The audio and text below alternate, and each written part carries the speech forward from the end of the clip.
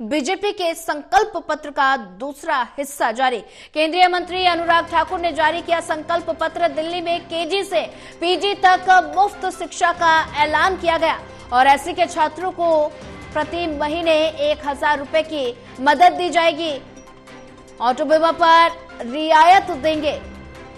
Auto taxi वालों के लिए वेलफेयर बोर्ड बनाएंगे। कमजोर वर्ग के लिए अंत्योदय योजना शुरू करेंगे और दिल्ली की हर समस्या हल करेंगे। स्वास्थ्य यातायात की समस्या दूर करेंगे। और वहीं अनुराग ठाकुर ने आम आदमी पार्टी पर निशाना साधते हुए कहा कि कोरोना काल में आम आदमी पार्टी ने कई घोटाले किए। भ्रष्टाचार के प्रति जीरो टॉलरेंस।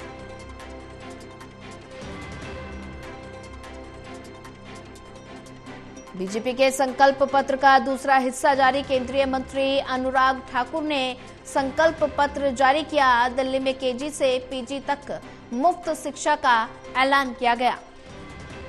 और वहीं इसी पर ज्यादा जानकारी साझा करने के लिए हमारे साथ असिस्टेंट एडिटर ललित कांडपाल जुड़ चुके हैं।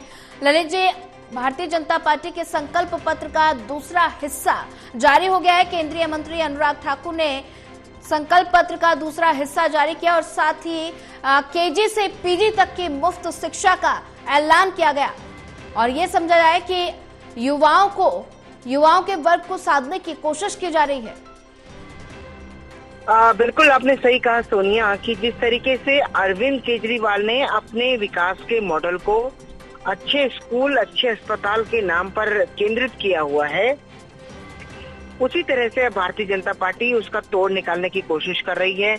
इसलिए आज जब संकल्प पत्र का पार्ट 2 जारी हुआ है तो उसमें भारतीय जनता पार्टी की ओर से कहा गया है कि वो केजी से पीजी तक की जो शिक्षा होगी वो मुफ्त देगी।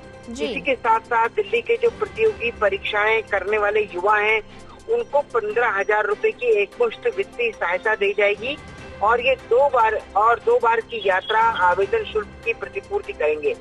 दरअसल भारतीय जनता पार्टी इसको मोदी की गारंटी के नाम से लगातार प्रचार प्रसार कर रही है।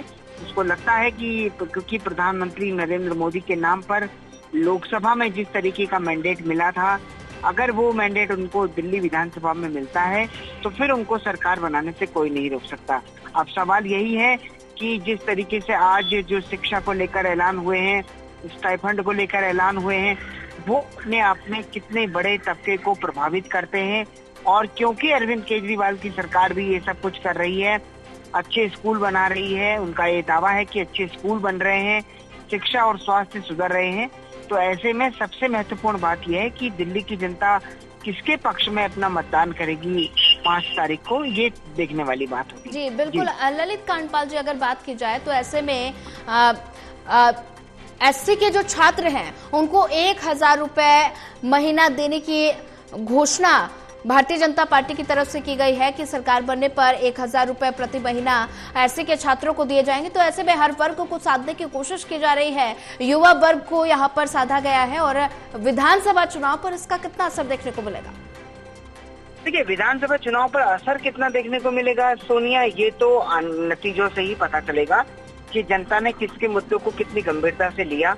लेकिन इतनी बात साफ है कि हर पार्टी जो है फ्री की योजनाएं और जो पैसे देने की, जो एक तरह से डायरेक्ट बेनिफिट देने की बात है, उसको लेकर लगातार तेजी से काम कर रही हैं। अब वो भले बीजेपी हो, कांग्रेस हो या फिर आम आदमी पार्टी हो, तो आम आदमी पार्टी की तो फिलॉसफी ही ये रही है कि वो फ्री देते रहे हैं। लेकिन अब बीजेपी भी उसमें आ गई है, कांग्रेस भी उसमें आ गई है, तो अब जनता किस पर कितना विश्वास करती है, किसकी बातों पर जाती है, किसके वादे उसको सच्चे लगते हैं, ये अपने आप में एक बड़ा सवाल है। और इस वक्त दिल्ली का चुनाव जो है इन्हीं सब चीजों के बीच आकर फंस गया है। ठीक है ललित कांडपाल जी, ज्यादा जानकारी साझा करने के लिए आपका धन्यवाद।